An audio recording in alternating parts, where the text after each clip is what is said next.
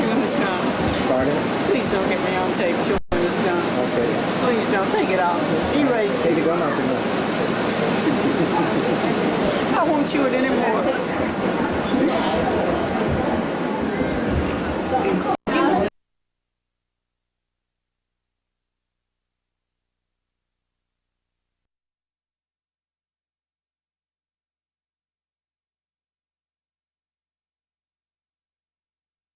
Dave sacrificed to be with us on yesterday.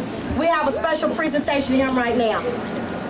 1, 2, 3, and Happy Father's Day to you.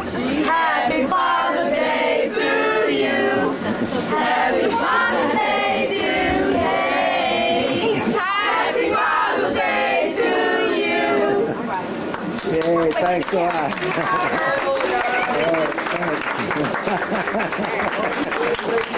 All right.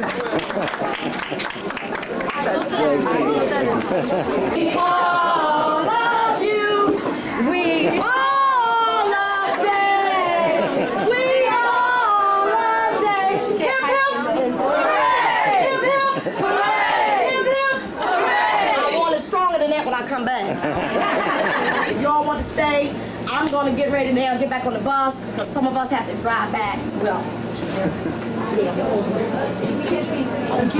all right. Thank you so very much. Okay. All right. Let me get a picture of you before I go. You gonna take the picture? Chris and Shante and her son. And the girl was out. Jessica.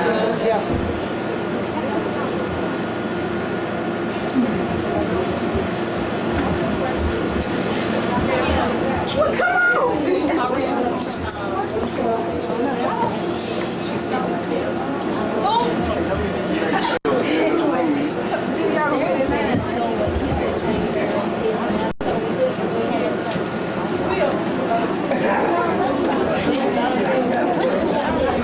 Okay, we gotta bag them. Get them home, y'all. Get them home. Come on, get them home.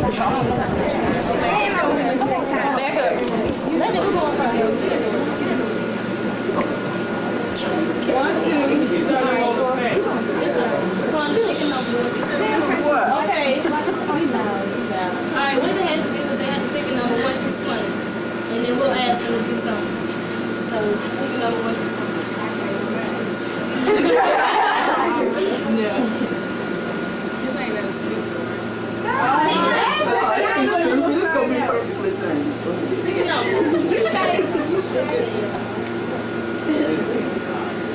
Oh my goodness. Okay. You gotta do the donkey while one can like a pig. That's what the two. Don't do it. The consequences you got to tell 15 names about it. Alright. No. Be loud. Alright.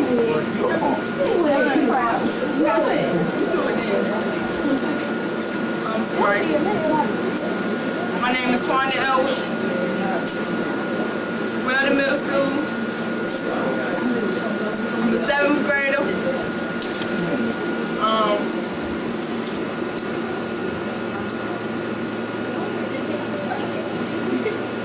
My favorite color is black. I'm a Sagittarius. My birthday, November 24. I love fried chicken. I hate dog shepherd.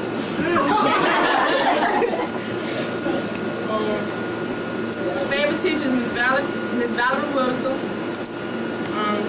Best friend is Tony Williams.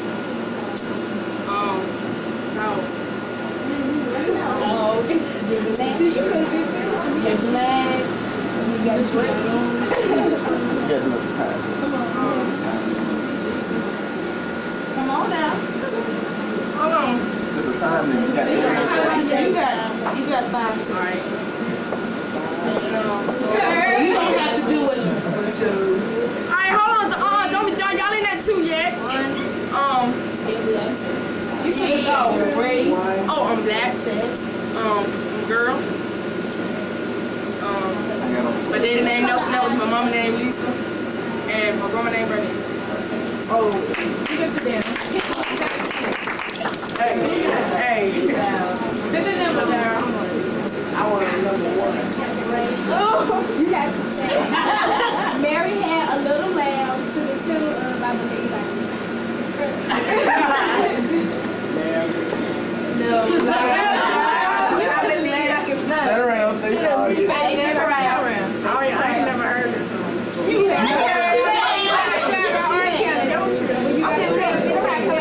No, he doesn't. You gonna have to do that. I want number one.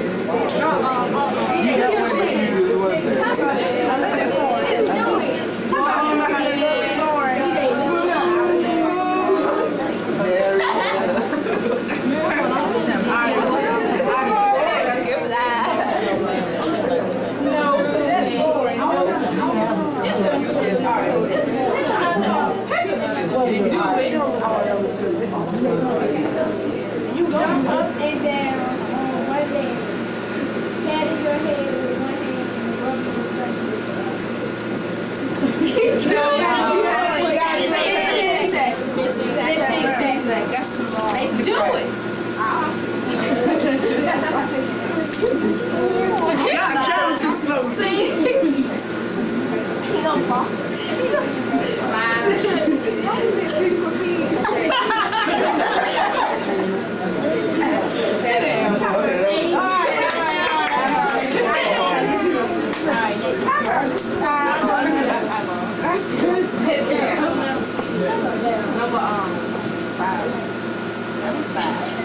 Do the bank head bounce for 25 seconds.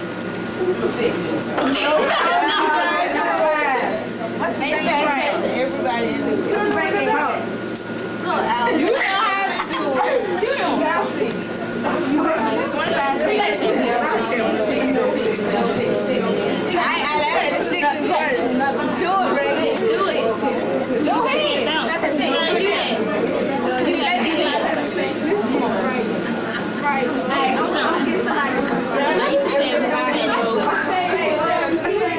That's a good answer.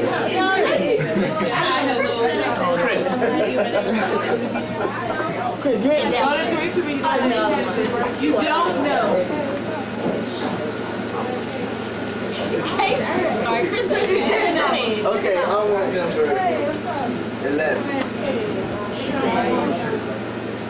Do the butterfly while dancing to the macaroni. I was just playing though. you got to do it. Alright. You know how to do it. You know how to do it. Alright, y'all. Do it. Do it. I forgot. I'm through, for real. Alright, I forgot. It's hard to do at the same time. Do it. You might want to hold this And the on. butterfly. Do it slow. Do it. Both legs. Both legs. Move it right on.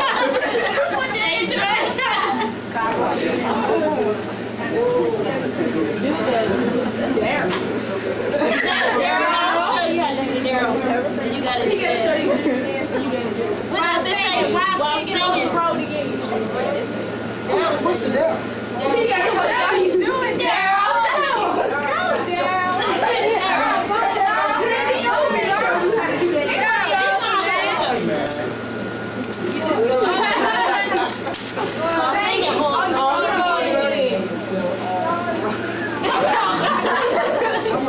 My name is A.J. I'm 17 years old. I'm out of school. Yes. I have 2 sisters and 1 brother. I love girls.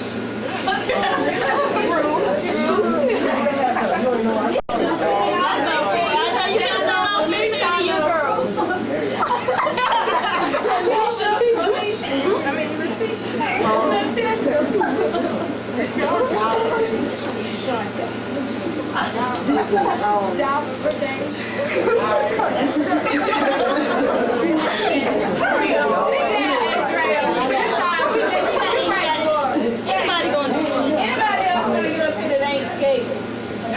I'll do it. Casey, Come on, Daryl. All right, what's the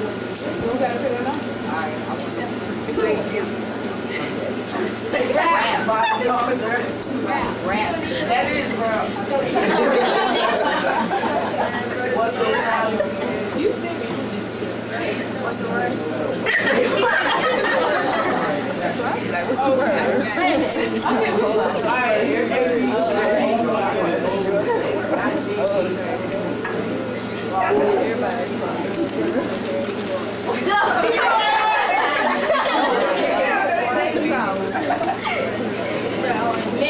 Anybody else? Hey, Smack.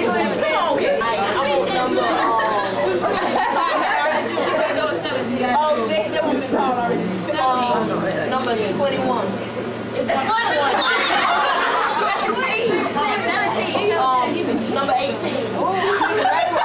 You have to sing I Love You off of Barney in opera style. How it goes? I love you, you love me, we're all happy family. I was doing that all day. Don't you say you love me too. I told you to say that. No, you couldn't do it. I told you to earn it.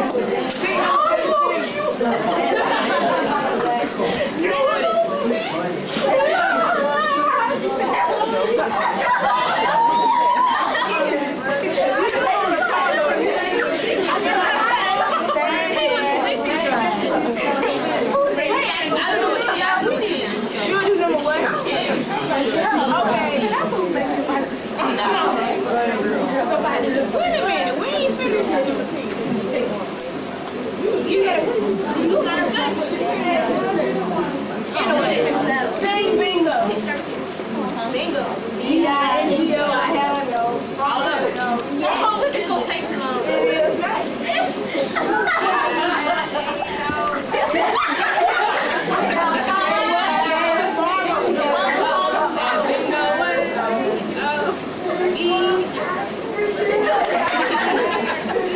Yeah, the camera's on you. The camera's on you. Let's move on. Let's move on. What number? You said no. Somebody already said. The ones we have left are 8, 9, and 7. 8, 9, 7, and 6. And 6. Ain't nobody do 20. Oh, that's right. 20. No, Daryl did 20. Oh, no, 6. 8, 9, 7, 8. You have to wrap the months up. Who? Wrap the months of the year.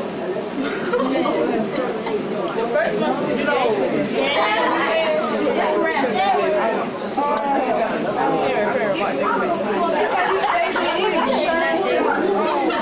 Months of the year, January, February, March, April, January, March.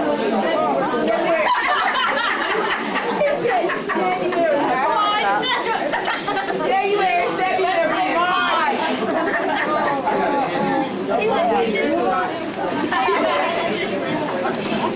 January, February, March, April, May, June, January, February, March, April, May, June, July, August. Hey, that ain't no rap. What's that? We're gonna need 3 people. You need to go on there. My name is Eric. My name is Elvis. My name is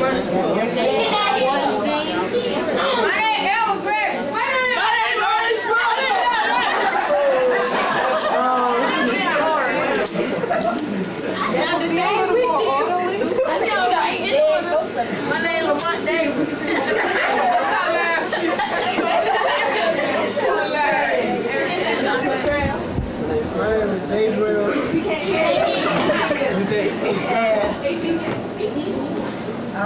I'm a student. My name's Jonathan Cooper. My favorite sport. Yeah, I got a bald head, but they can see that.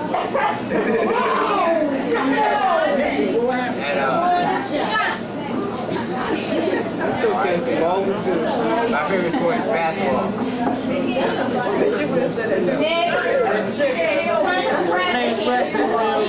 They cannot hear you. My name is Preston Williams. I like to play basketball. My name is French Rapids, and I like to play baseball. My name is Carl Campson. I like to play pool. My name is Ron. I take any bet. My name is Michael Hale, and I like to play. My name's Sam Spurs, and I got a brother. You got a boy. My name is Nancy Ledford, and I like to travel. My name's Philip Howard. I was born in Rochester, New York. My name is Dolores Golden Stamps, and I work with the Southern Initiative of the Eligible Project in Jackson, Mississippi. My name is Ashante Alexandra, and I like playing my flute and being a dance girl in the marching band from Warren County High School. My name is Shantae Kearney, and I'm a part of the Warren County High School marching band. You know it. My name is Jessica Jones, and I'm a recent member of Warren County Middle School basketball team. I am Hasana Girls, and I also play the flute and I like to dance and skate and have fun. My name is Layla, and I'm from Warren County. Very excited. That's the girl. What's your name? My name is Ava Cox. My name is Ava Davis. Man, start the loss right now.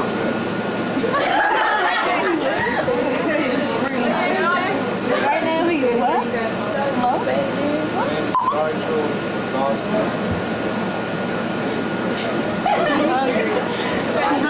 My name is Arthur Yosaki, and I'm first history instructor with the I'm also a project director.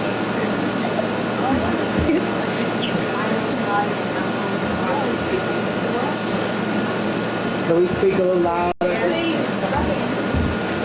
is Audie, and I'm from Audie.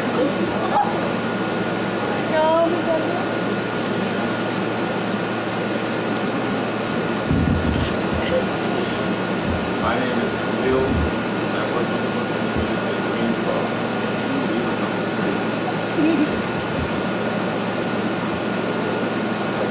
My name is Robert.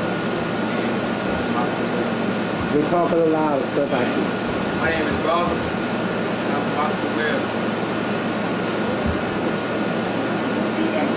My name is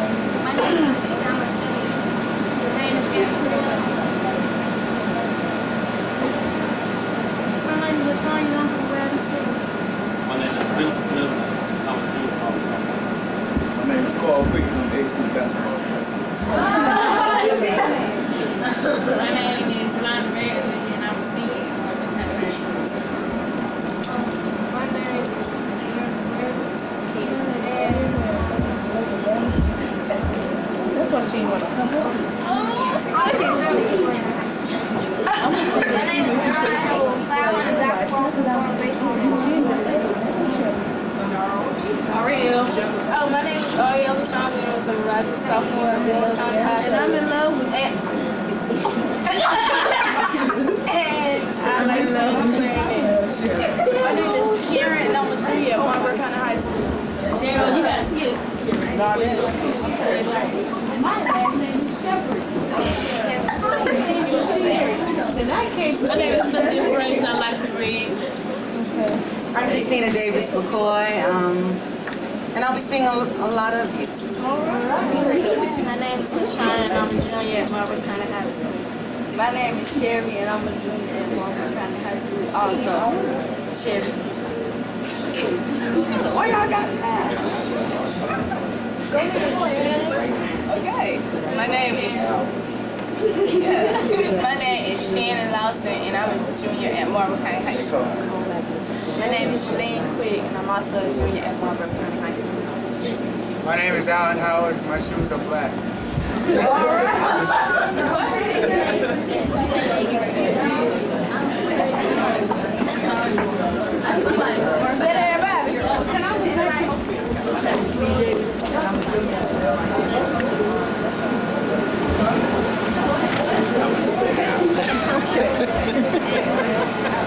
Assistant. This is Kelly. Tell somebody. I'm going to use Caroline. This is Felita. Tell somebody.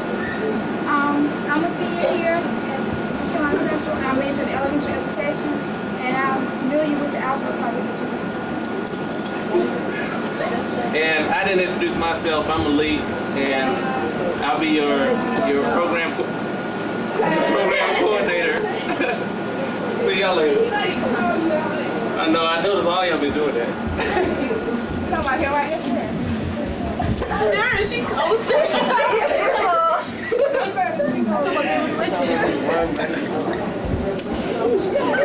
Alright, y'all listen up, because, I don't feel too well, so I don't want to waste y'all time. I don't want my time wasted. So, really, I'm going to talk to y'all a little bit about the overview of this program. And really, it started like the beginning of this year. I believe it was 3 counties that met: Margaret County, Warren County, and someone helped me with the other county, and Weldon County. And basically what we did, we came up here like in January or February, and we discussed what did we want to accomplish with the algebra project. And I guess we were like, Marlboro, well, I can safely say that Marlboro's program was already started, so we basically knew that we wanted to be able to comprehend more with the students so that they can understand the games and that they can learn the math behind the games we're trying to teach them.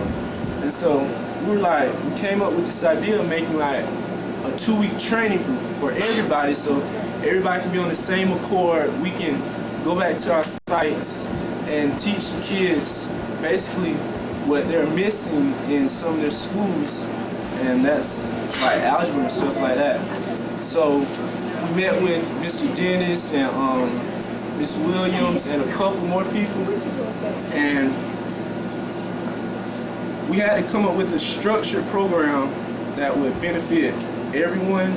And in that program we have math continuity, we have different games we're gonna do with the kids. We have graphing calculator courses. I mean, we have everything.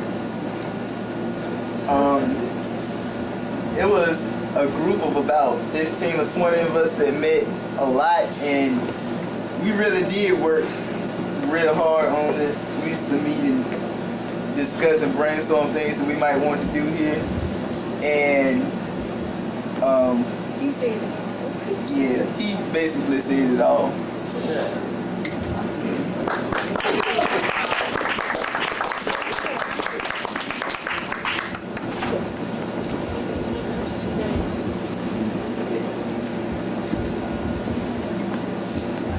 I'd like to give the youth another round of applause for their hard work and what they've done to bring us all.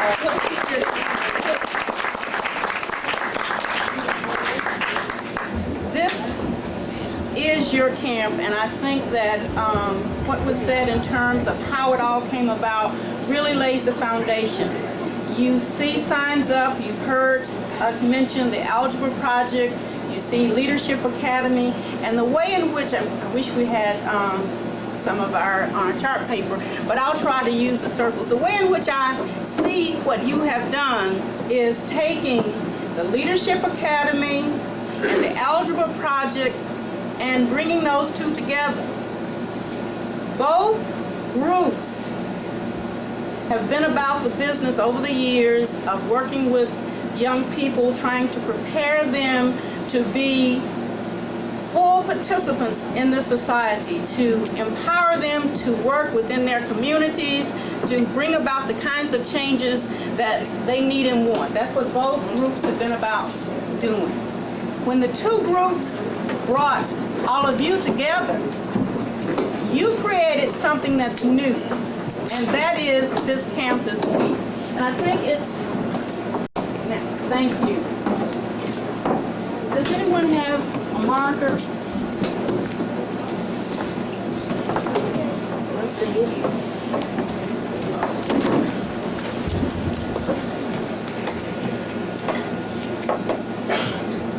I like circles. This is the Leadership Academy. This is the Algebra Project. And this is the new creation. This is the summer camp. And what I hear from what you've said, you have taken from the Leadership Academy and the Algebra Project some of both. And you have shaped that to meet what you saw to be your needs. You decided what it was that you wanted to do during this camp. And it's a powerful piece because when I came up with an analogy that helped me to understand just how powerful you all are, I came up with something called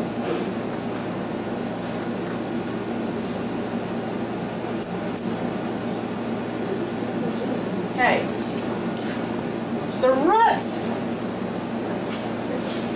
become those pieces of the Leadership Academy and the Algebra Project that you decided you wanted to keep. Okay? You decided that you wanted to know more about how to be an effective leader. You wanted to know more math. Where's the math? Bring us some math. Those are the things that became for me as I tried to understand this, your foundation.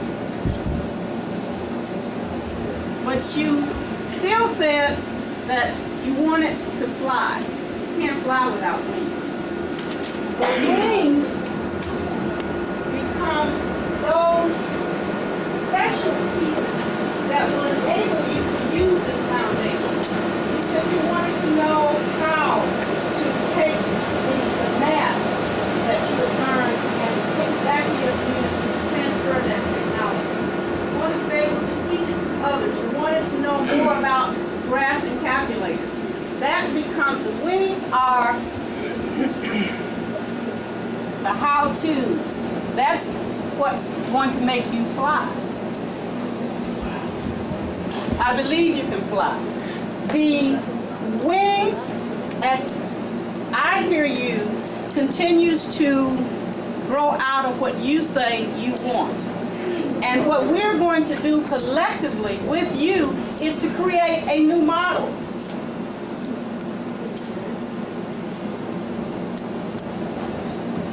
And that is the power in what we're doing. This new model, and I certainly will not say this is the first time you've come together and come up with what they decided they wanted to do and came up with the program. But I think that this new creation will make history. I really do. This creation will make history because you, as I said, you have borrowed from two pieces that are well established, that people recognize as being grounded in those things that are acceptable. But we're not just using that. We're taking that and deciding what it is that you and your respective communities deem to be appropriate. So as we get together during the course of these 2 weeks, you will go to your classes in the morning. I'd like to have you meet some of the people that are going to be working with you in a slightly different way. Christina Davis McCoy is going to be providing your classes or your discussions around leadership. And she can talk to you more about that, but coupling what she's going to say to you, you're going to be hearing from Charlie Cobbs about our history. And we don't believe that our history started when they brought us over here on the slave ship. We have a deep and rich history and tradition that takes us back to Africa. He's going to talk about that in conjunction with what you're going to be getting in Ms. Davis McCoy's class and show you how that rich tradition informs who we are now and why it is that we are the people that we are. Bringing that history and tying it into contemporary times, and you'll hear a lot about the civil rights movement because that's where really this had its genesis, believe it or not, the Algebra Project, and what Dave Dennis and Bob Moses did back in the 60s so that we could do what we're doing today. So that's part of the foundation piece, but another part that we consider to be part of that foundation piece is what you'll be getting by way of the Algebra Project math content. In the evenings, you will have some decisions to make about where you want to go. You've heard about the electives.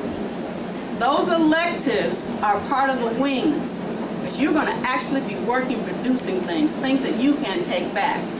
One of the electives is going to be taught, Charlie Cobb is going to wear a couple of hats. He's going to do one elective around storytelling, ethnography. You know, we want to record our own history. We want to be able to tell our own stories because I don't think anybody can tell them in the way that we can. And he's going to prepare you to go back to your communities to do that. We have Philip Howard, who's going to be working with you in multimedia, and he will talk to you about that. There's one other instructor who's not here, and I'll have to try and tell you what he's going to do, but not like he can do it, and that's Al White, who is going to work with you in video documentation. And believe it or not, all these pieces really do tie together. And we may not be able to see it tonight, but before the end of the 2 weeks, you certainly will be.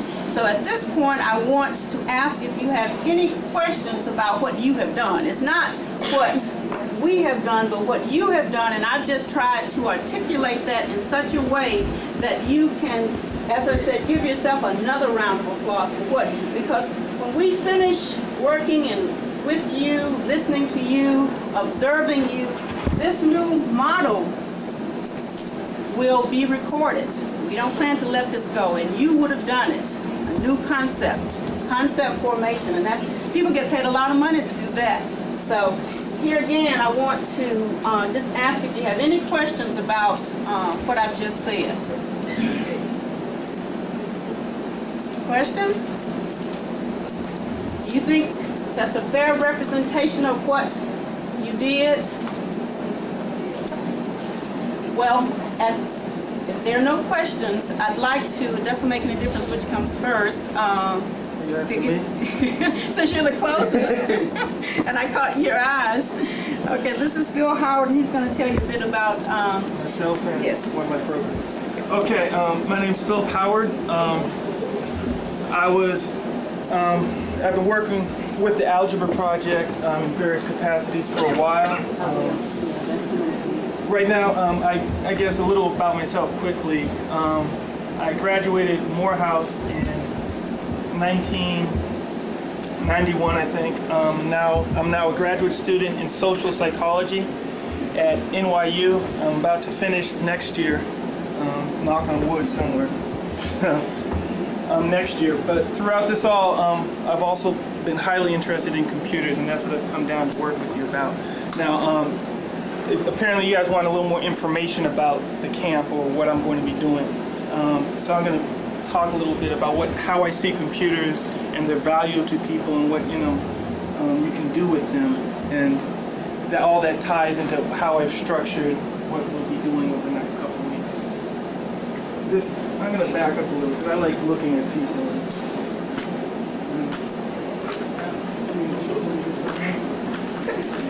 And I don't want to keep spinning around because I'm going to get dizzy.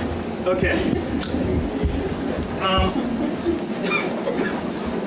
As I understand it, to be able to be good at anything, and what I ultimately want is all of you to become very highly skilled in using computers. And that's a skill nowadays which you really need and is almost a necessity in order to function in society. So what I want you to really become is really good at it. And as I understand it, to become good at anything, the first step is understanding what it is.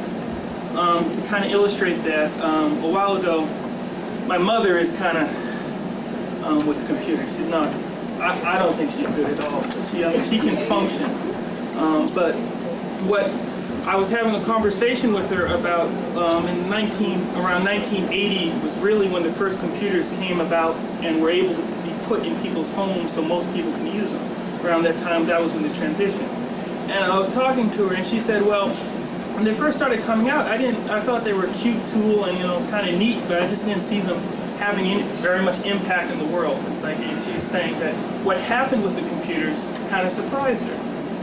And that was interesting to me because when I was young and I first saw the first computer, I thought that was the greatest thing in the world, and I could see from the beginning all the implications it had. And what I came to realize is really two things influenced what was our two different perspectives. And the key thing was part of me understood immediately what a computer was. And like everything we do or everything people make in it, it's a tool. But what the specific type of tool computers is to use and manipulate information. Okay? That's all that a computer is, fundamentally. And if you understand that, that's the first step. It just manipulates information. The second thing you need to understand is what people are. Okay? What people do on the base level, which is partially a whole other story, but why I got into psychology, my interest in that, which is where my interest in psychology and computers kind of intersect. What people do is people learn information and we manipulate it in our heads, okay? If you learn something and you're thinking about something and imagine something, or you have it up in your head, or you have knowledge and you take this and you integrate it or whatever, do whatever in your head, you're combining knowledge and information in your head. What computers and people intersect is what a computer allows people to do is to take what's in your head and in a faster, more powerful, more visual way, be able to communicate that with other people, okay? That's what computers are. And if you look at what's going to happen in this camp, you have the history in terms of Black history going on here. You have, in terms of algebra project, mathematics learning.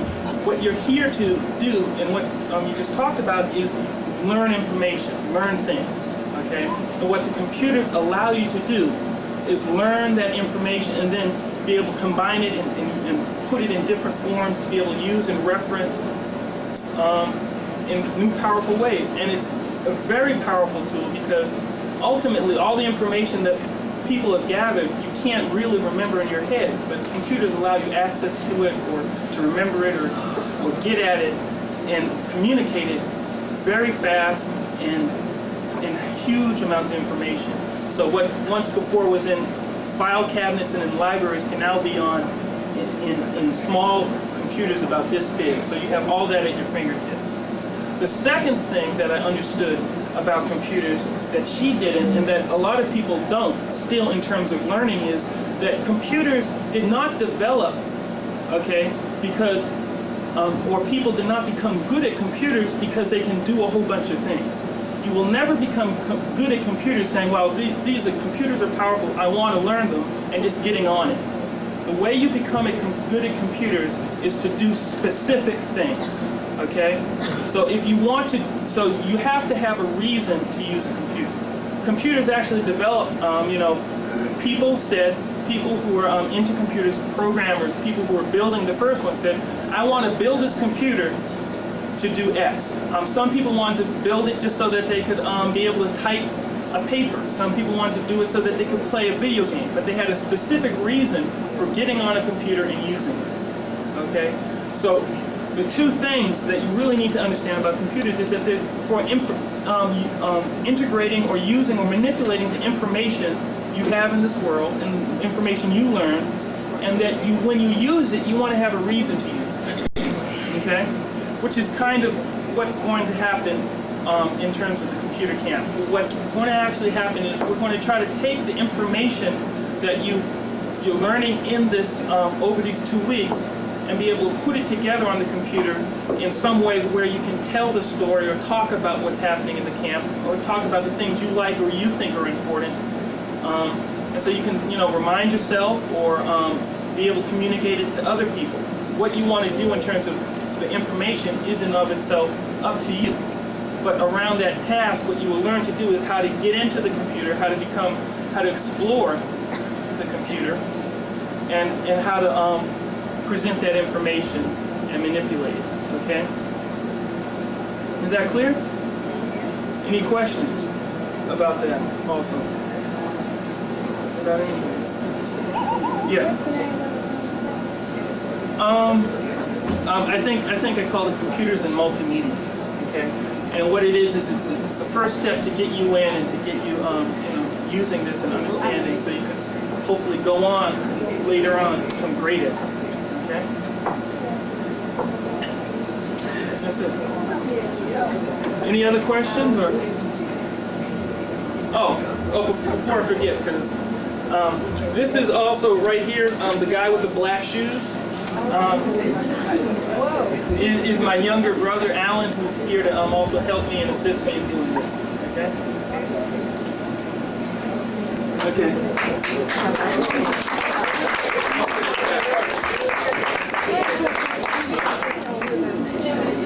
You want that space, or you want me to put this back? Yeah, I don't need that. No, I didn't know if you wanted it. It's better. Yeah.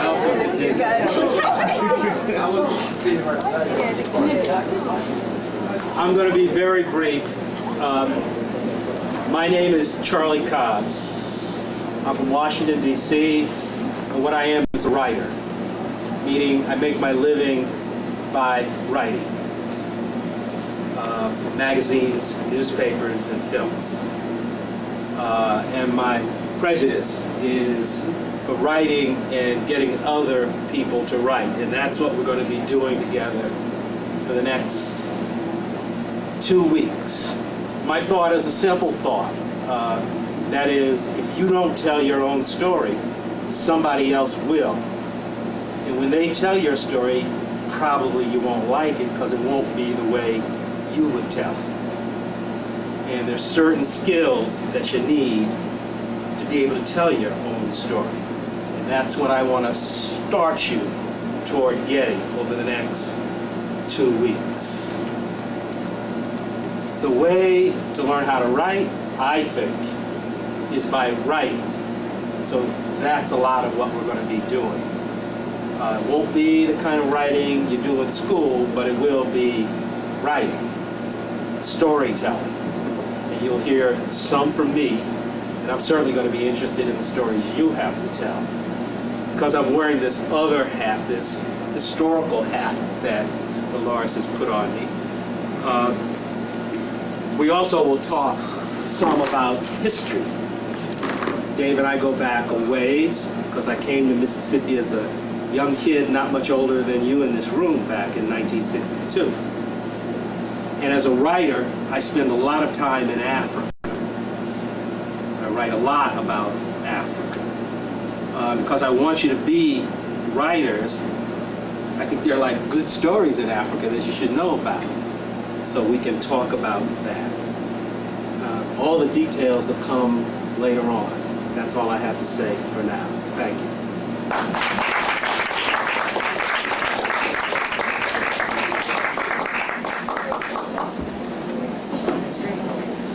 As I mentioned, Al White has not made it to town, but I'm going to simply go over what he has prepared by way of a description of what will take place in technology and video documentation.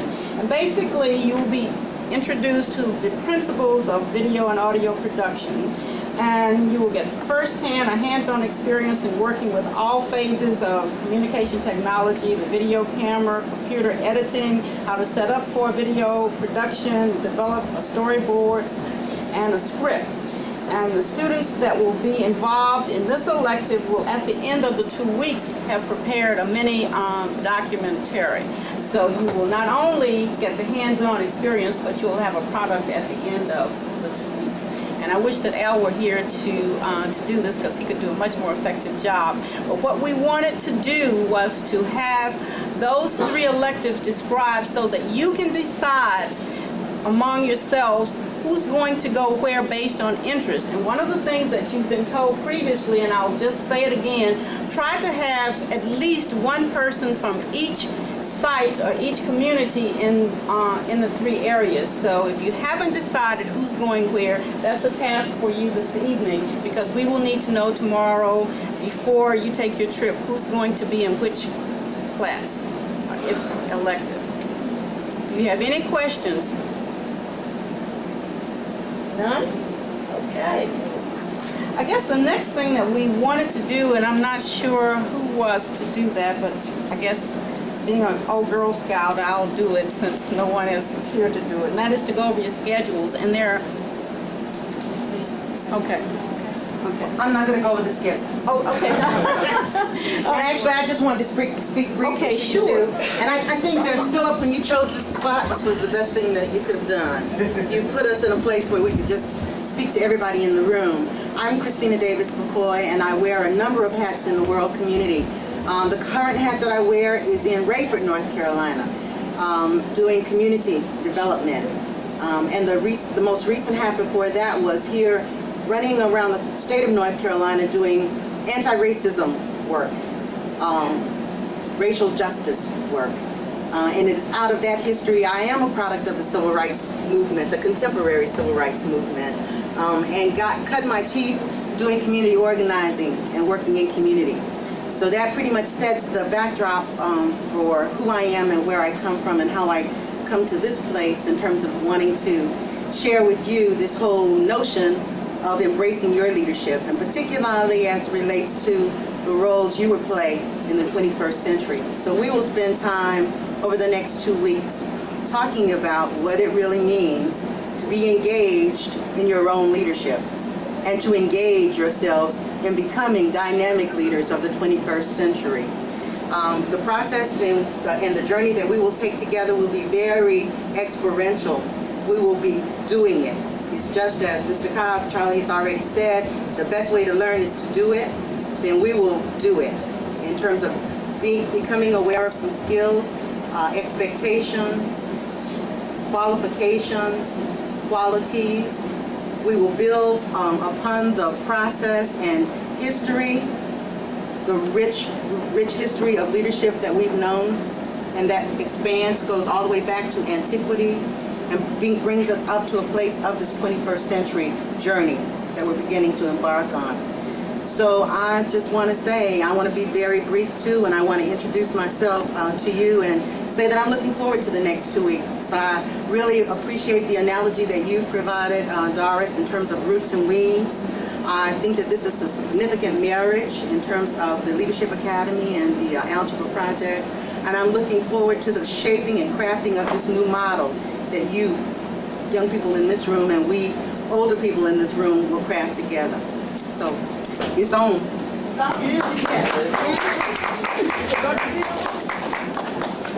I'll take a spot now. I guess one of the things that I didn't do, and please forgive me, I did not share any information about who I am. I simply said that my name was Dolores Golden Stamps and I worked with the Southern Initiative of the Algebra Project. But there is just a bit more that brings me to this place.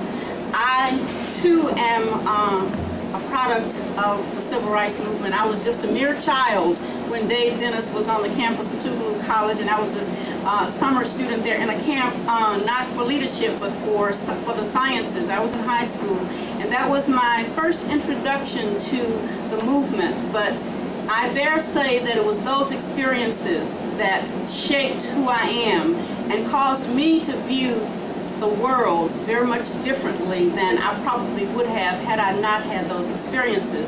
And I recently retired as college administrator and professor of education at the same college where I started out, and that was Tougaloo College, and decided that I wanted to do something else with my time and talents, if you were. So here I am with you, and it's a perfect marriage for me because it allows me to come full circle from whence I started, and now I'm with a group of young men and women who are going to shape and create something that I know is going to be quite exciting. So I thought I would do that before we got into our schedule.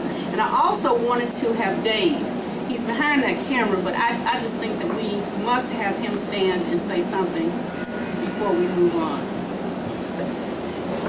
Yes, and yes, we cannot do this without him doing it. Okay, hi everybody. I think I know everyone just about in the room, met you one way or the other. I just want to say I'm glad to be a part of this. I'll be here for the entire 2 weeks except maybe one day, which is Thursday. I have to go out of town, but other than that, I'd be here, be around talking to you. I just want to reiterate what's been said here is this is a historical event. This is yours. You took ownership of this program back in January of this year. A lot of you who came to this, to North Carolina Central, 127 people from the 3 school districts. And you moved this process. And we have been serving as a resource to the young people to put this program on. So I want to repeat that is that we, the adults in this, have really been, in organizations, have really been serving as a resource to you. So a lot of you have been into your school districts.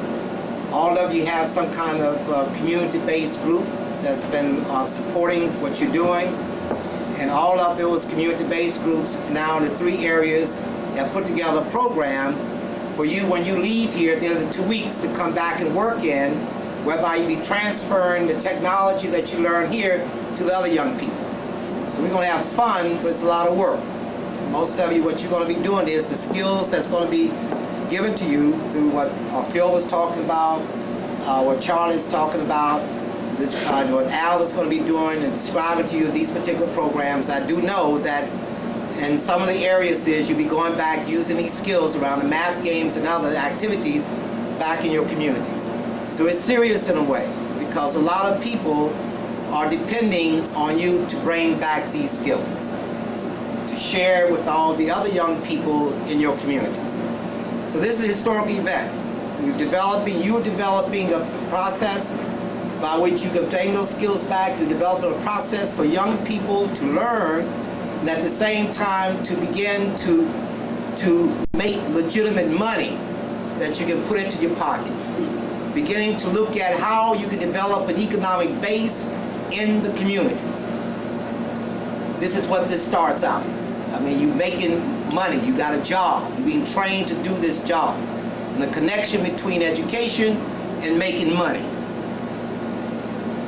This history around what this is all about, what Charles was talking about too. So I just want to say is that we're going to do a lot of talking about this and moving through, and you're going to learn a lot. But it's also the fact is that we're going to learn from you. And each of you will learn from each of you. So find time to share information about your lives. To the person next to you, to the people from the other counties. You have a lot to share. You bring to the table a lot of skills and a lot of knowledge that we need to know about. And we need to give back to you as much as we possibly can about what we know.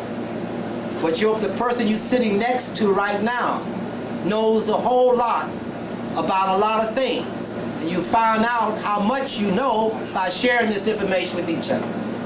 This is very serious. And one of the things we're going to learn is how to listen to each other and talk to each other. And we're hoping that what we spring out of here is a base by which we can be able to move this process as a model. There's a lot of people looking at you at this program. And a lot of people out there just don't think you can do this. There are a lot of people out there saying now is that you can do this. And you can take ownership of this. And you can move this process.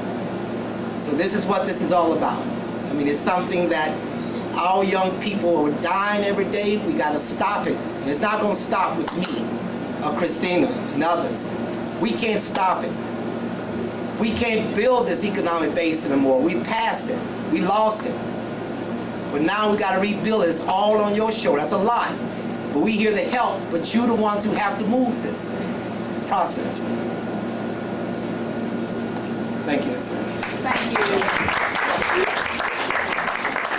I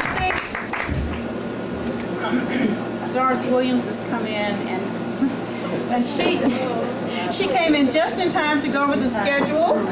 Perfect timing, but also she's another person that has been involved with this process from the very beginning and part of that first leadership academy. And I'm going to ask Doris to come and go over the schedule. Here's one.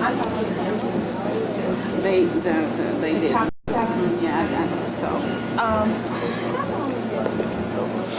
Yeah. Okay, Malik, we have notebooks for everybody and the schedule is in your notebooks. So I'm going to pass out notebooks first of all, and then we'll go through that. And those kinds of things. we took that information and put it together with the resources, the people, and facilities, the space that we had. And this is the schedule that we have come up with. I think Dr. Weldon Stamps has gone over the particular components, so I won't talk about what's happening in those, the content, just the schedule itself. The idea, you have a 2-week schedule. It's pretty much the same for each of the 2 weeks, but it starts on tomorrow morning, and each day during the week, you're expected to be up by 6:30. There are common bathrooms and showers that you have to share. The reason for getting up that early is that everybody has that time to get into the showers and get all of the personal things done that you have to do. Then you have breakfast at 7:30, from 7:30 to 8:30, and that's just across the pond here, so it's not a long walking distance. On tomorrow morning after breakfast, you'll come back here together. There's some papers that we need you to fill out and some other kinds of things we need to talk about. And at 10 o'clock, we'll board the bus to begin the trip. Okay? From 10 o'clock until 12, you'll be visiting different sites around Durham that have to do with the Black history of Durham, Durham's Black history. We'll take box lunches tomorrow on the trip. Your stop for lunch will be at Stagville Plantation, and there's a conference center there. We'll have lunch there, box lunches at Stagville. That will be the only stop tomorrow where you will hook up with the adults who are in the curriculum training. They will also be at Stagville, but their tour will be slightly different from yours because there's so many people there at that site. We'll leave Stagville and we'll do sort of a 1 to 4:30 kind of trip to some other sites around Durham. And we'll be back here on campus. Your trip ends at the law school at between 4:30 and 5 on tomorrow. Okay? On Tuesday, we start the regular daily schedule, and things won't change a whole lot from that for each of the days. You'll start again with your daily prep, your breakfast. Your first session will start at 8:45. Now, one of the things that we have to do tonight, now that we know all of you who are here, is to divide you into 2 groups, because the classes will have to be broken down. There's too many of you to be in one class altogether. The planning team has suggested that we divide you into 3 groups, and that would have been ideal, but we didn't have enough space and trainers to do 3 concurrent sessions, so we have to do 2. So tonight, sometimes we'll take that list, divide you up into 2 groups. The planning committee said that they would okay if we did that, but if some of you want to volunteer and do that, you all said do it randomly, we can do that, but if you all want to do it, it's fine with me. Okay, but tonight we'll divide everybody up into 2 groups. So here you see leadership and history in those 2 blocks. Half of you will be in leadership and half will be in history. And then in the second block of time, we'll flip-flop it. Okay? So in the morning, you're essentially in class from 8:45 until noon. Now, one of the other recommendations of the planning committee was that, one of the stipulations, that each of the sessions in the morning, that 8:45 session, will start with an icebreaker, and they wanted that to happen in the class, right? So the trainers understand that that 8:45 class will have to start with an icebreaker each morning. Then you have lunch at 12. The afternoon of the first week is basically the algebra project, activities, and games, and the math that comes out of those. That again, and that's a 3-hour block, because one of the things that you all said in the planning committee meetings was that you wanted not just to learn the games, but you wanted to know the math out of them, so that when you go back to your sites and your tutoring, that you can teach the math that's related to those games and activities. So Aisha's going to do one section of that. Our other trainer for the second session has not arrived yet. That will be 2 sessions as well. Then from 4 to 5, you have what we call all-purpose time. And this, again, was a suggestion of the planning committee group. There may be time when you might get together with your group from your local site or whatever other kinds of things may come up at that time. Then we have dinner from 5 to 6. From 6 to 7 we have electives, and I think you've already talked about those, some of you in your community groups.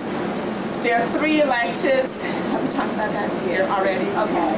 So that electives time is from 6 until 7. But if there's spillover and you get really excited about documentation or oral history or whatever, the trainers who are doing that are prepared to extend that time, and you can stay longer in those sessions if you like. The recreational time slot, the Walker Complex, where the basketball court, volleyball, tennis, all those, not tennis, racquetball and all of that, closes at 8:30. So, and we're still waiting on sort of a schedule for when we can get in and out of that. The student union and other places around campus are available to us during that time. The computer lab is open in addition to your electives time from 7 to 9 every evening, and that's in Taylor Education as well.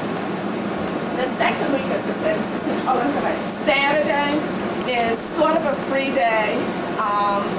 Free in the sense that we do not plan specific activities for that day for you, but you need to decide what you want to do with that time.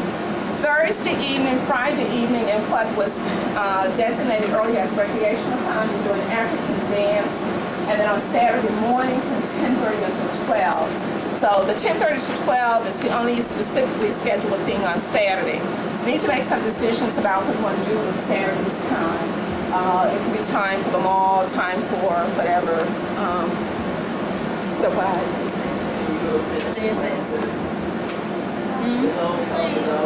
I knew y'all had some plans. You all can talk about that, you know, with the RAs, the program assistants, and we can work out a Saturday schedule. We'll see what happens. So there'll be time to work it out. On Sunday, also on Saturday, the weekend, if your parents want to come up and visit with you, take you out to lunch or take you out to dinner or something, they can do that. But they have to check you out, so to speak, through one of the program assistants. They can't just come and get you. That. On Sunday, if you want to go to church or whatever, if some of you want to go as a group, we can arrange van transportation for that, right? We have vans for the weekend. The nearest mosque is about 6 blocks, roughly, down the street. And so if you need to make arrangements, accommodations for, you know, doing that, we can do that and have the prayer schedule. On Sunday, the only sessions that's scheduled on Sunday on your schedule is like from 7 until 9. That's a values forum. One of the things that the group talked about in the planning session was wanting to have a kind of forum where you talk about, you know, values and some other kinds of issues and things. And so that's going to happen on Sunday evening from 7 until 9. So if your parents are going to come on Sunday, take you out to dinner or something like that, you've got to be back here and settled in time for that session. Okay? And then next week, the schedule is essentially the same. Some of the components will change. You have the entrepreneurial piece, you have the graphic calculator piece that you all talked about. That's going to be in the afternoon in the place of what Maisha's going to be doing this week with games and activities. On Thursday evening of next week, you'll get all dressed up and we'll go out to dinner. Someplace, the program assistants are identifying where that's going to be, but it'll be someplace nice that we can sit down and eat for $8 or less. So anyway, we'll go out to dinner on Thursday. Saturday morning of the second week is the closeout. You will plan what you do as a closeout program, and you will need to communicate back to your sites, your parents, and whomever, the time for that, what you plan to do, and those kinds of things with that. If there are people that you want invited from your side, we can help facilitate that, but you will be expected to make those contacts. Okay? Any questions about the schedule? Any questions? Each evening you have reflections time from 9:30 to 10. That's a very important time. We were initially going to be meeting here, but we've now gotten another room, so we're going downstairs. The recreation room is larger, it's more comfortable for the evening reflection session. But everybody's expected to be at evening reflection sessions. And everybody's expected to be in the elective. Somebody asked me, does elective mean that you can elect not to be here if you don't want to? And the answer is no.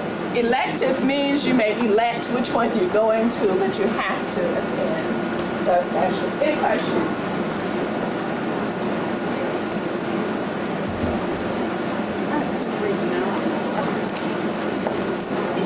Two brief announcements. One is, in the spirit of entrepreneurship, we consider you to be at work, and you will be compensated for your work. You will receive, is it $250 in total? Wait, huh?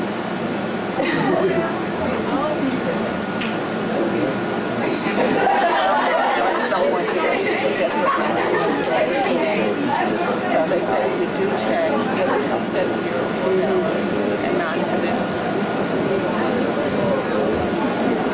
I just met with them. Let me check, okay. Okay, so I think I know how to handle it. You got it? Okay. He didn't take your money away. You will receive a total of $250 for the 2 weeks. The first half will come to us next Friday. We have to check in with parents and see how best to handle providing you your checks. Once that has been cleared, we will give you next Friday $125, and on the following Friday you will get the second installment, which is $125. But we want to do everything possible to work with your parents and not make any assumptions about how they want that money to be handled. So once we get clearance from them, that money is yours. You are at work and you will be compensated. Do you have any questions? Okay, and the second announcement is, question?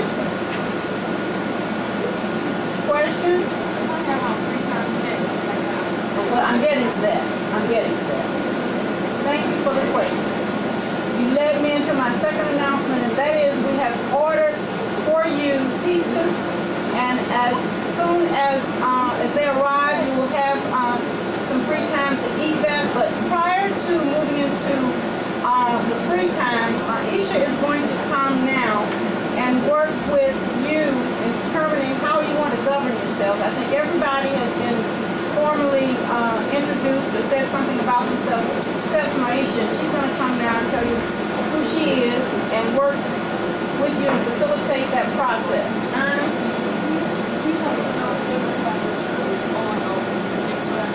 A trip. That's what Ms. Williams, Dr. Williams was saying. You all need to determine what you want to do next there and let us know.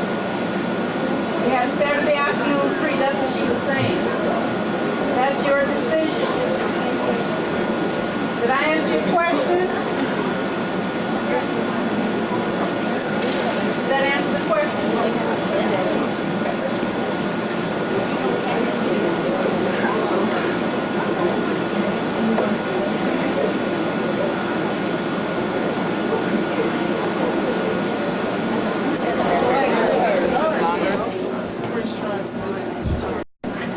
How y'all feeling?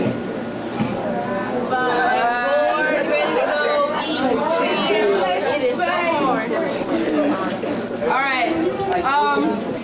For those of you who do not know, my name is Maisha, and I work for the Algebra Project, and I'm going to be teaching the Algebra Project class in the afternoons, along with Jessie Cooper, but she hasn't arrived here tonight. She gets in around 10 o'clock.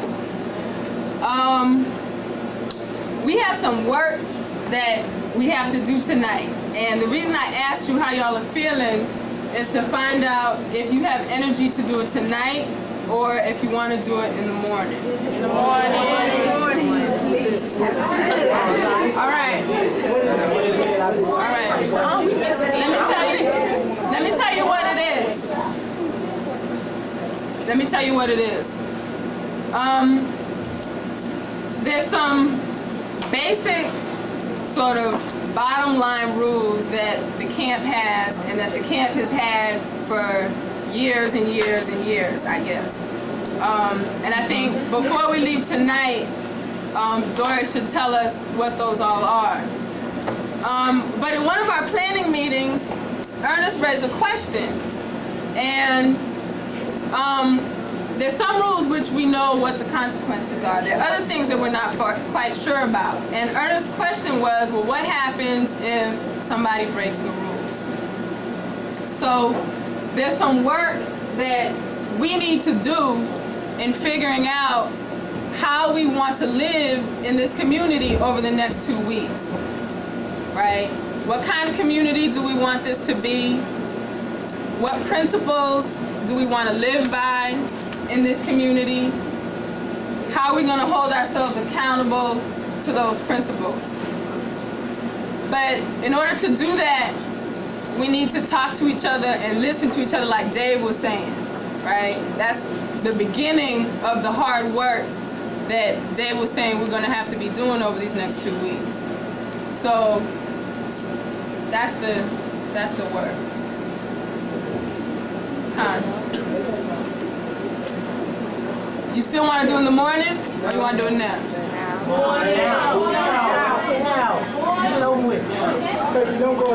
All right. Morning means getting breakfast earlier and taking the time to do it now. Do it now.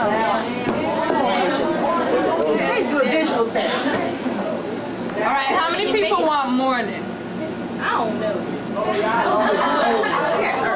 How many people want now? All right. Do you know when the pizzas are going to be? I think one of the concerns might be those people who haven't eaten. I know. We're actually ordering pizza for everybody. And so I think Devon is going to go get the pizza, or it will be delivered whichever way. But the pizza will be here sometime tonight. Lee's ordering the pizzas to order again for everybody. So part of what might happen, if we do this pizza tonight, they're going to break up into groups anyway, and so you could eat as you work as well. Or the other option is, as you said, in the morning, our trip starts at 10, and we have to get on the bus at 10 o'clock.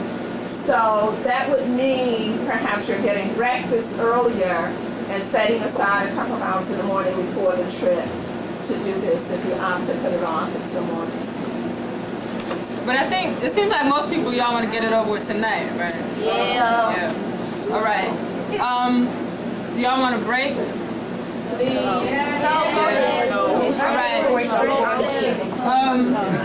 Just do it now, so we just go.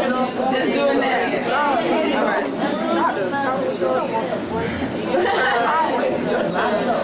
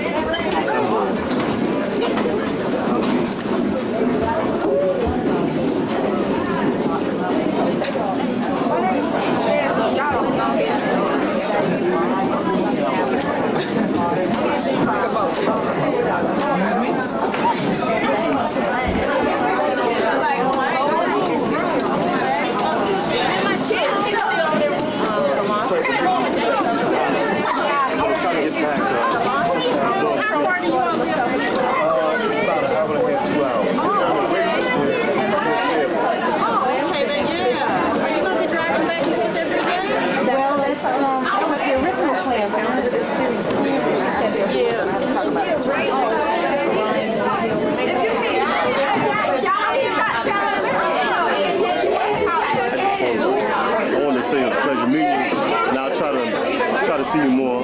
Doris, I'm getting ready to get out of here. We got to hit the hallway. Good seeing you too. So, this is what we have to come out with, right? These two things, right? The first is, what are the principles and rules that we want to live by in this community? And the second is, how do we hold ourselves and each other accountable to these principles and to these rules? Okay. So this is where we want to end up, what we want to come out with. In order to get there, though, I think we need to understand from each other why we're here. Right? So what's our purpose for being here? What are we trying to get out of these 2 weeks? Okay. And what do we mean by community? Right? What is community? What's the importance of community? So we get those pieces of information, I think it will help us to answer these questions. Right?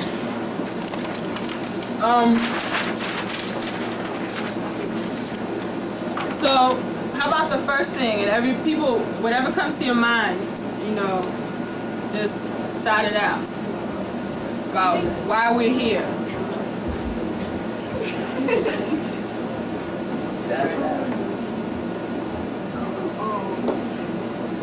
In your mind. What we gonna get out of it? Yeah, why we here? What do we want to get out of this? To learn how to be good. Y'all hear her? Okay, can you stand up? Please. One reason we should be here is to learn how to be good and positive. You go. Did everybody see her? Y'all know she's short. All right, anybody else? What? Money. What's a money? Yes. You want to elaborate on that? What you mean when you say No, money? just to get money. Hold on now. We should be here for more than that. Okay. Education ties in with money, like how you say. Y'all hear her? Stand up. Can you say? It's important, but this is a hard room, and it's hard to hear what people are saying. I know. He said, we're here for the money, and first we need to think about education, like Dave said. So he's saying education ties in. All right? Yeah. Responsibility. What do you mean by that? Like, learn how to keep up with your valuables and stuff like that. Yeah. I missed it. Could you stand up? Okay. Like, when you at home and stuff, when you clean up your room, make up your bed, responsibility.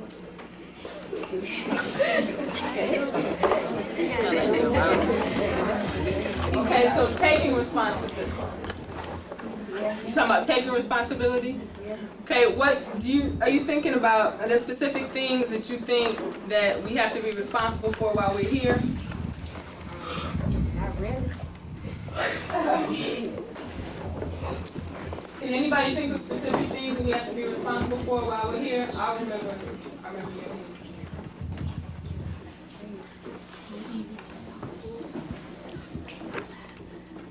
Anybody want to add to that? We have to make sure that we want to have a good time, but we have to have the responsibility of making sure that we learn and listen to what other people say. But have a good time and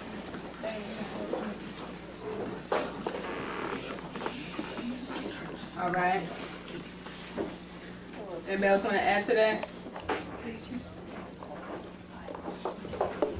Ernest? No. Okay, thank you. You had something else you wanted to say? We want to learn the history of AP. Say it to them. Oh, we're here to learn the history of the algebra project.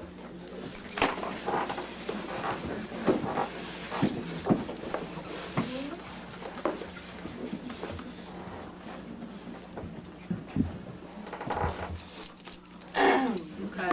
What else?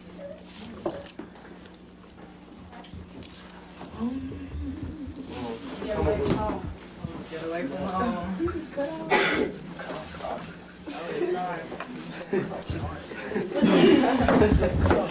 All right. Someone else. To come up with better strategies to teach kids with.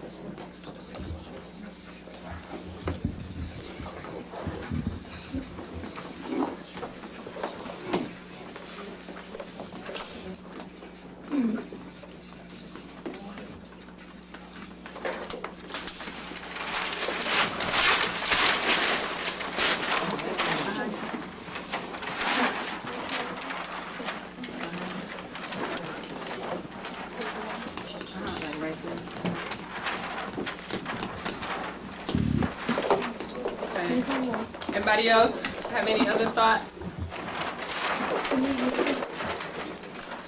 To meet new people. Okay. Said to meet new people.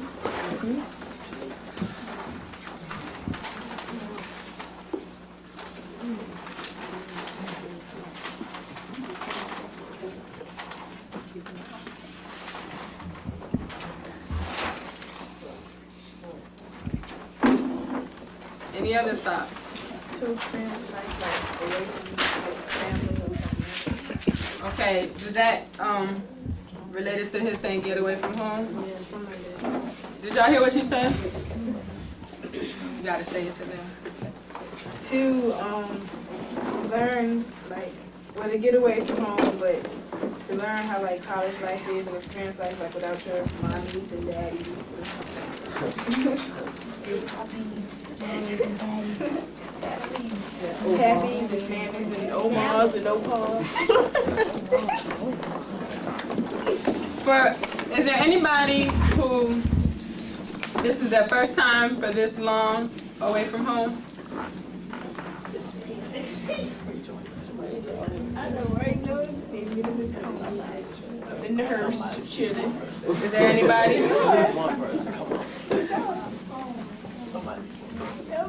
Everybody's been away from home for a long time, for 2 weeks or so before?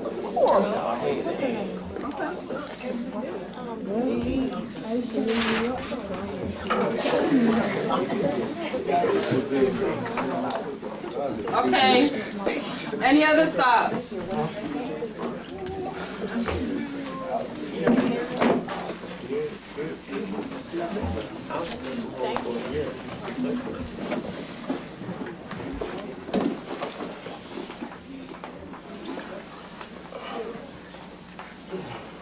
Yes. I think that we're here to find out what other people are doing in their communities and to tell them what we're doing in ours.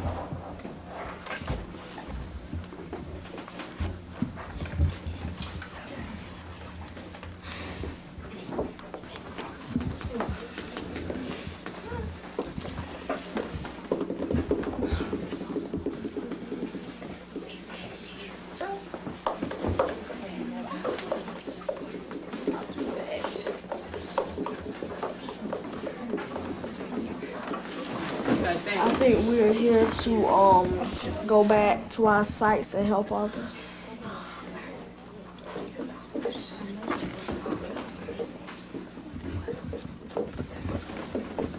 Help others in what ways? By helping them learn math. Okay. So kind of like what Skylar said? I think that.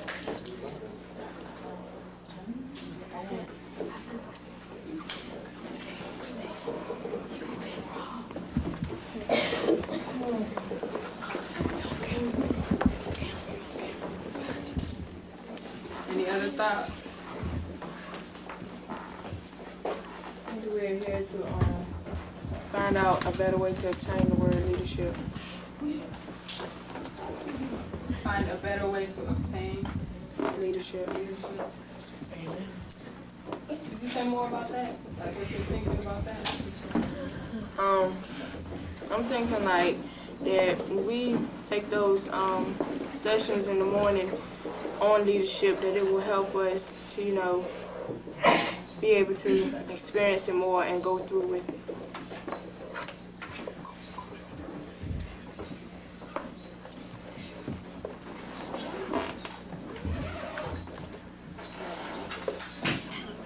To get ideas from others. Yeah, ideas. What kinds of ideas you thinking about? Maybe like you be thinking something in your head, and when somebody else say something about it, you may change your mind about it, depending on what they say. So to learn, like trying to learn other people's points of view.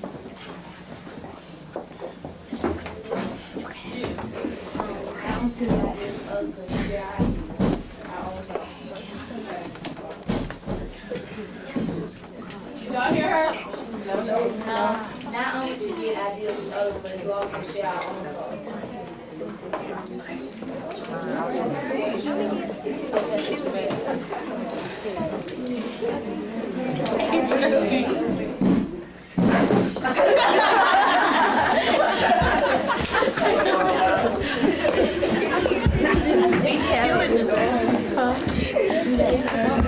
All right. Now rest yourself.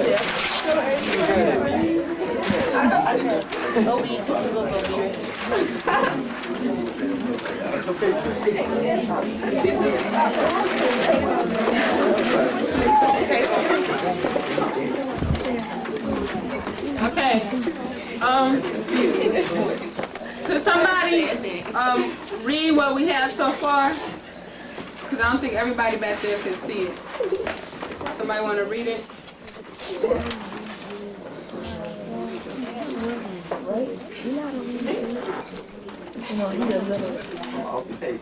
Off the paper, yeah. Okay, could you stand up? Why we are here. 1, to learn to be good and positive leaders. 2, for money to get it, and the education that ties in with it. 3, responsibility, learn to take responsibility and has a good time and learn and listen to others at the same time. 4, to learn the history of the algebra project. 5, get away from home and to carry, to learn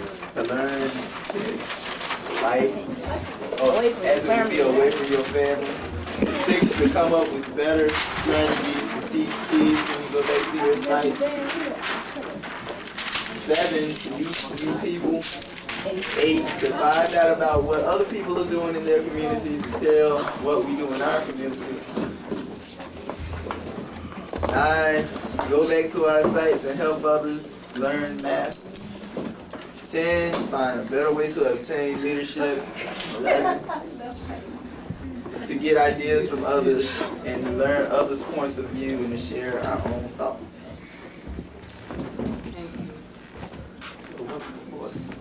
Okay, good. Anybody else have something that they want to talk about that's not up there already? Yeah. To learn new skills. Do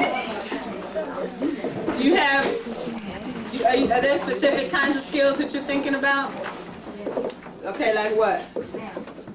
Okay.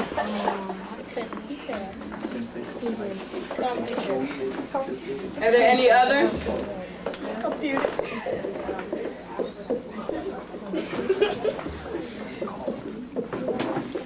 I can't, could you stand up?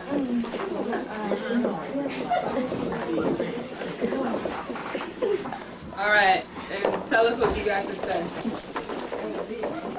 Oh, I thought, okay, I'm sorry. I thought you had something. All right. Anybody else have something that's not up there that they think is important to add?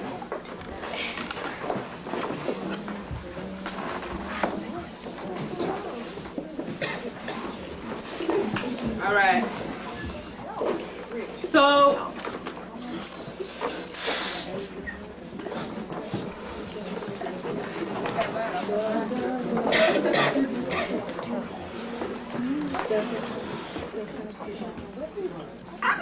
What about community? Right. What about community? What's community to you? Is that the word that you meant right? Oh, okay. Yeah.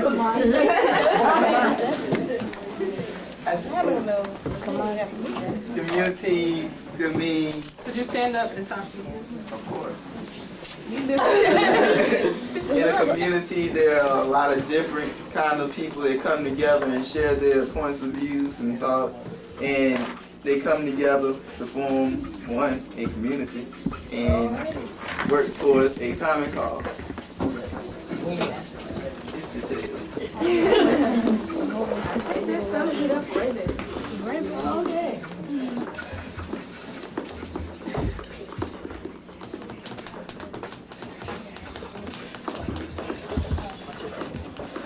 Okay, so you said community is a place where people come together to share points of view and thoughts and to work for a common cause. That's what you said? All right, any other thoughts about community?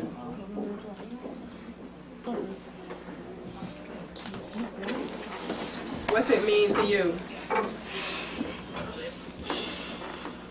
Or what kind of community do you want this to be? Well, huh? All right, say what you said again. A fun community. Fun. What makes it fun?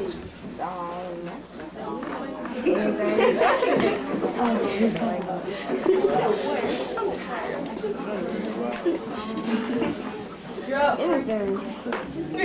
free? I mean, you want to be paranoid. They don't do drugs.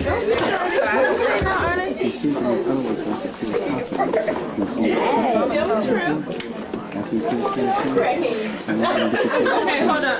Can I ask this? I'm sorry. Y'all doing real well. I know it's hot and it's late. And can I ask that we continue to listen to each other? I'm sorry, I don't know your name. Yeah. Aaron? Okay. Aaron? Okay. You had your hand up? I said alcohol. Alcohol. Very good.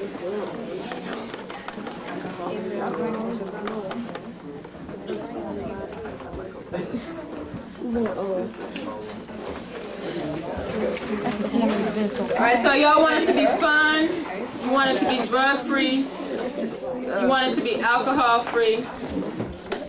What else? Clean. What? Clean. Clean. What you mean by clean? Clean. Like the environment or our minds, or what do you mean clean? All of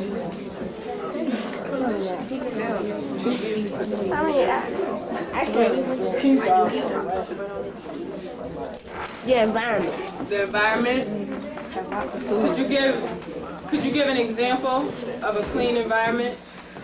Like no littering.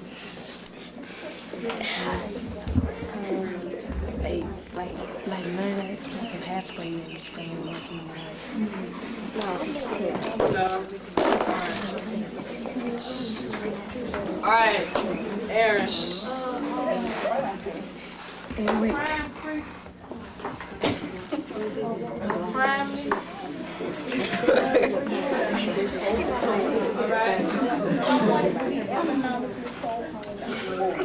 You don't want the community to have like one grocery store. You want to have a lot of businesses and stuff. Okay, did y'all hear her? No. Okay, could you stand up and talk to me? Okay, you don't want it to be economically poor. What you mean by that? Poor. You want it to have a lot of buildings and a lot of like grocery stores, so you can have a lot of businesses.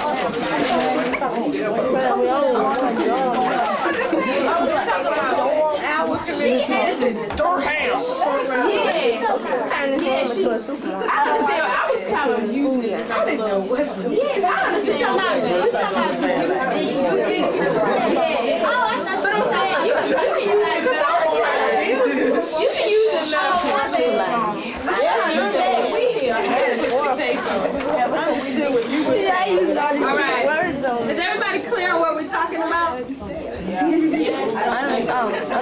explain to Sean? Could you explain to them what we're talking about? I understand. From your understanding. Oh, I mean, I thought she knew there was some of the, I understand what you're saying, like,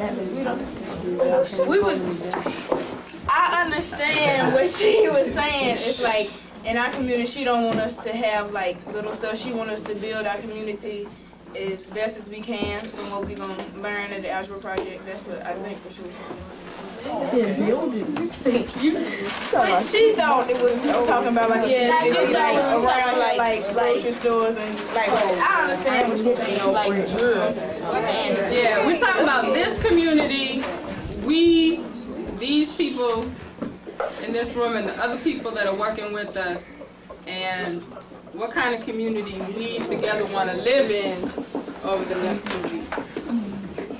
Community that communicates well with each other without communication. How do you communicate? How do you do that? Well, not being afraid to in the crowd speak your opinion, because I mean, if you're afraid to speak your opinion and you never speak it, I mean, you might have had the best choice in the room, and you were too afraid to say it, and you just missed out on a good opportunity.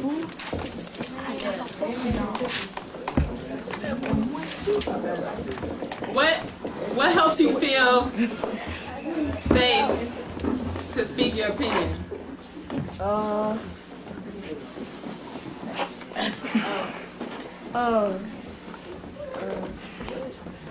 What helps you?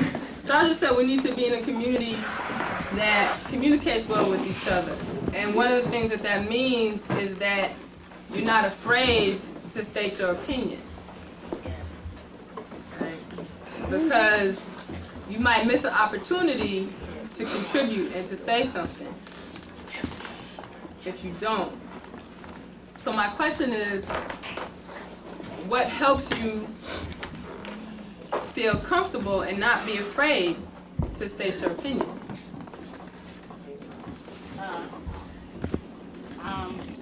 This is it's like what you say really won't hurt you in any way. Unless you might say something unethical. You piggybacking on his? Yeah.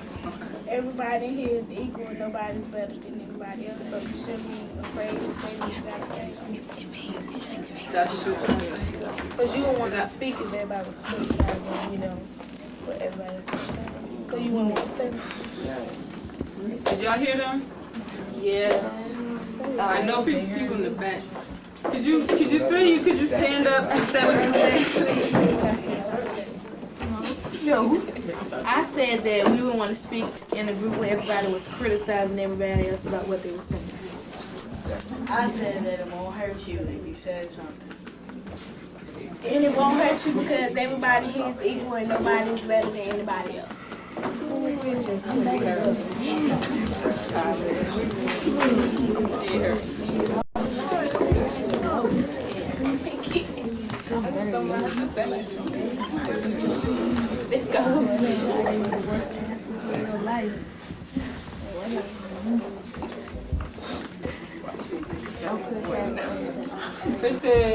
you spell criticize? C-R-I-T-I-Z-E. It's my free time. C-R-I-T-I-Z. Oh. That's right. See. Okay. Anybody have any other thoughts about community? And we talked about why we're here, right? What kind of community is going to support us being able to do the things we say we want to do?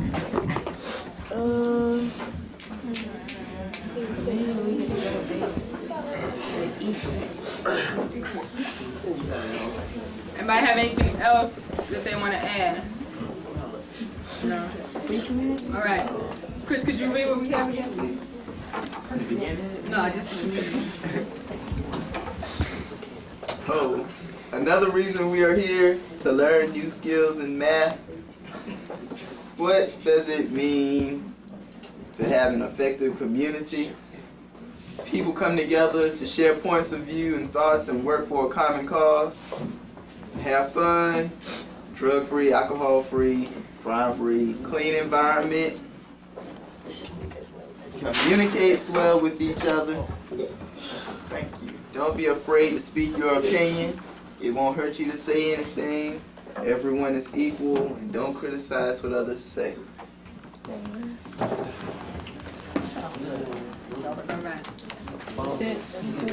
That's it. Let's go to the next. All right.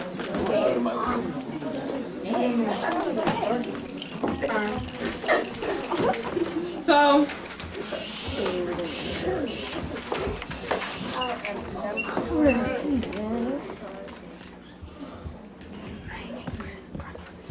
this information that y'all have just come up with about why we're here and what kind of community we want to be in, right, should help us be able to figure out what. So already you all have started coming up with some of the principles, right, that you want to live by in terms of communicating with each other and not being afraid to speak your mind and to share and to listen to what other people are saying. But we need something that we can all agree on, right, so that we have it on paper and everybody knows that these are the principles of our community.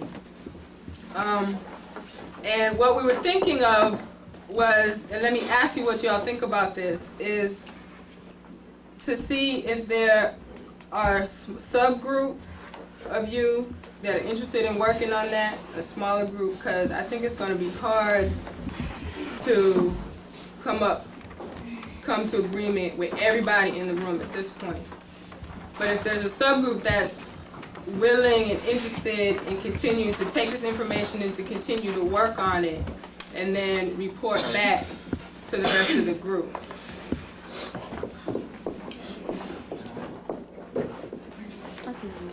But y'all, would y'all like to do it that way, or would you like to do it all here?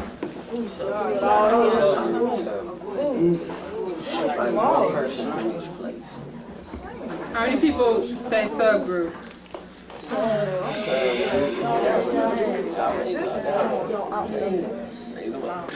How many people say here with everybody? Everybody votes. Yeah. I think everybody's tired. Yeah. All right. How many people know right now that they want to be on the subgroup? I don't know what it is. What's another group to make the rules. I don't want to do nothing. We do it all together. Is everybody clear on what the question is? No. No. All right. The question is that we need to have some principles that we're going to govern ourselves by. Right? Like, these are the rules of our camp. And we started to come up with some, but it needs to be refined. And I don't think that it's hard to do in a large group like this, and from what I'm hearing, y'all don't have the energy to continue doing this tonight. So I'm asking if there's a small group of you that are willing to take on that task for the larger group and then report back to the larger group. Report back when, tonight? No, tomorrow. Say tomorrow in the morning. So we gotta do it tonight. Just make up rules. Taking the information that's here and coming up with the rules. Are you going to be all right? I'll work with that group.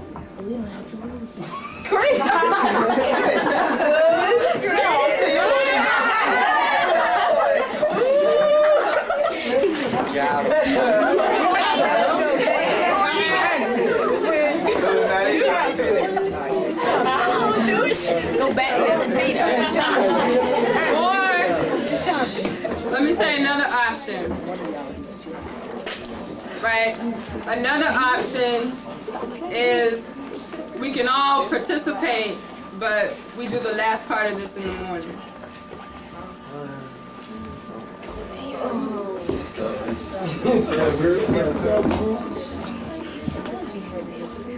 I don't even know. I can't think. All right. So let's try it again. How many people want subgroups?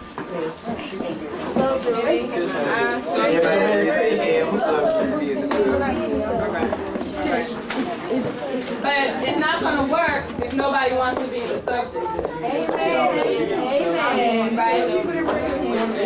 So raise the hand in the subgroup. If you're interested in being in the subgroup, can you let us know so we can try to get a sense if this is going to work? Yes. Chris. You gonna be named Daryl.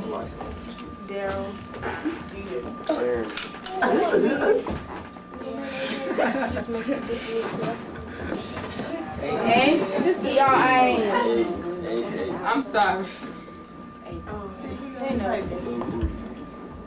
Yeah. Right.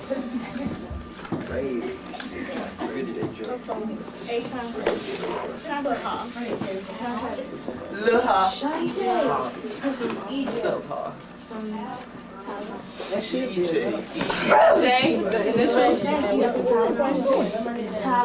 Okay. Elena? Eleanor.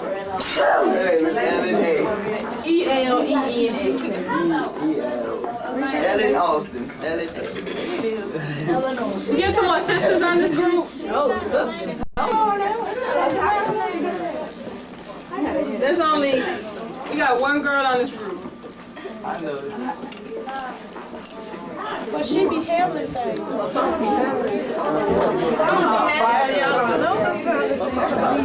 will?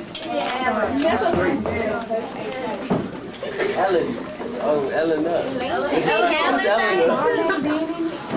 Oh, yeah, so she wanted to do it. If you're half of that section over there, I can cover it. You hear what her son said to Sean? She said, Elena been having things to do half of that section up there. Anybody else that really wants to be on the group? She said,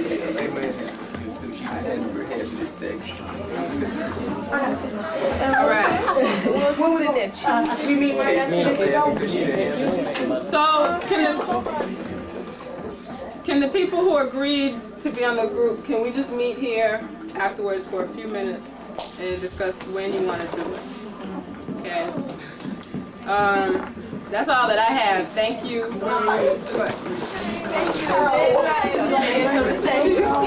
Do we all want to be disrespectful? But we just put 3 sheets on the wall with the names of the electives so people can sign. So the instructors need to know who's going to be in their electives group. So if we could, we can just write the titles at the top of the sheet. And everybody make sure that your name is on one or the other elective sheet. Jot my name down.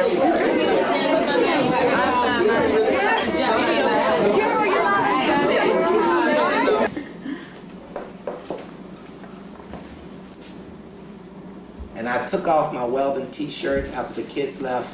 I wanted to give them some because I'm holding my t-shirt to frame. So we should also talk about this kid actually saying. I know some of y'all saw this the other day, but So then I know that one day if I'm still teaching, these will be the kids that, and then they'll be afraid to ask questions. That means that I'll have to go back and brush up.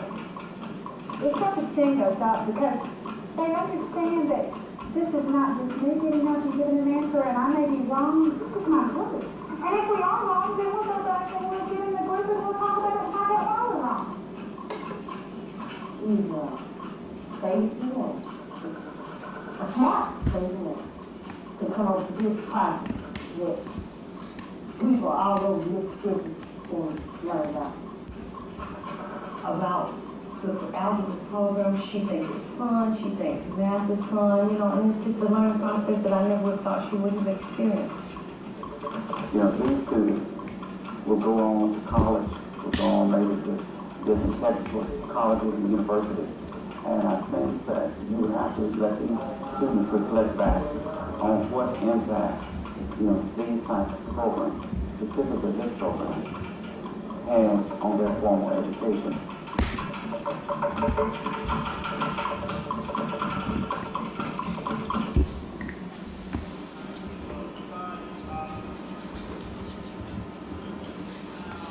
I think the Alpha project is an excellent project. What it's doing is taking young kids who have not had adequate training in algebra at this point in time. They're pre-algebra students. It's taking them and developing their mind to prepare them for formal training in algebra and math. I think the impact of this program is excellent, it's outstanding. I think the real measurement of the dynamics of this program will be in an almost 12 years, because these students will go on to college, will go on maybe to different technical colleges and universities. And I think that you have to let these students reflect back on what impact these types of programs, specifically this program, has on their formal education. I think some measurements of this program to come would be informal California Achievement Exam, for instance, the SAT, ACT test scores. But the impact of this would be tremendous within the area of minority students and other students who have traditionally not scored up to par on the national average of standardized testing scores. The histogram, all the bars have to be the. What I like about it is that the kids can actually participate. Being a high school teacher, I teach algebra 3. I taught algebra 2. I teach geometry. And kids just listen to what the teacher says, and they never deny. So it's a positive 1, positive 2, positive 3. They were going to deal with the equivalent trick, and we're going to start using the 4 features are start, finish, number of stops, and directions. You want to see students engaging. What you want is the child sitting in the class and what do you think? You think that positive 1 is larger than negative 1? It's higher than I know. In the society that we are living in now, you got to be able to analyze what it took for you. If you can get that foundation in the 6th grade and just move upward, you will be ready for technology. You will be ready to go out into the world and take on these jobs. And his project is what he calls gatekeeper. And he's here to engage them. Opening the gates of opportunity is nothing new with Bob Moses. In the 60s, as field secretary of the Student Nonviolent Coordinating Committee, Moses was the first black man to challenge Mississippi's political apartheid. As the organizer of Freedom Summer, he brought hundreds of volunteers into the backwoods of Mississippi to educate and register black voters. There's a big psychological gap to overcome. What a lot of people call in psychology of fear. Part of most of the Negroes, they're afraid of losing their jobs. They've been brainwashed. They think that somehow all of this is a business of the white man, and it's not something that they're supposed to be doing. And the idea was that people didn't have the right to vote, and they couldn't be citizens. They couldn't really function in terms of demanding jobs and other essential of life. Returning to Mississippi after a 30-year absence, Moses found that the fight for equality continues. And now we have a similar issue. How do we empower these young kids and their teachers so that they are really ready to enter into this new age, which is being driven by this new technology? To help answer this question, he reunited with a trusted friend from the Mississippi movement, former Corps Director Dave Dennis. Together, they canvassed the Mississippi Delta, organizing a grassroots effort behind the Algebra Project. We talk a lot on trips, and we sometimes reminisce, but most of our time is talking about ways and means to get this program across to the kids and to the community, and how to organize the community. You've got to have reformed education, which means that you got to have community involvement to bring it about.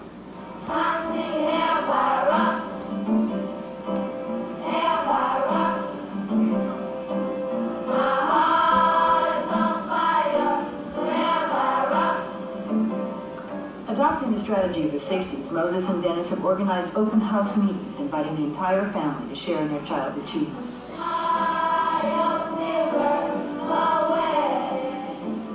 On behalf of the Indianola Middle School, we want to take this opportunity to welcome you to our first annual Delta Avenue Project Open House, a day which has been set aside to show you what your child has accomplished.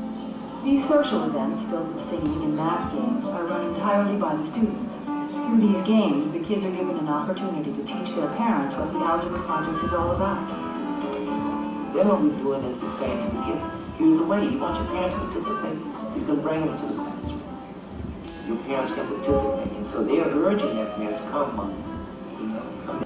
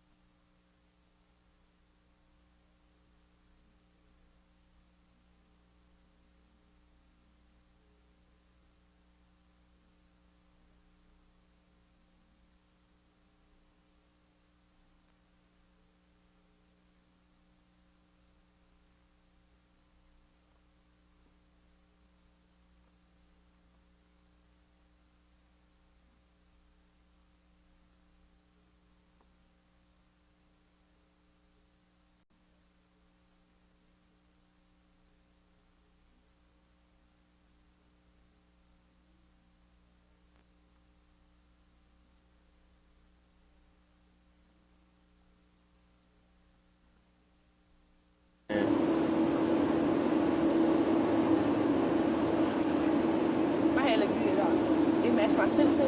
See? The gold line, the gold top. Look here, man. What y'all got to do tonight is log your tape. Date it, places you shot, the events they are, stuff like that. So we're going to do that tonight. That's good. Let's stay on the top part. Grab your stuff. Come on, Mr. Assistant Man. Get your stuff together. Let's go, Terrence.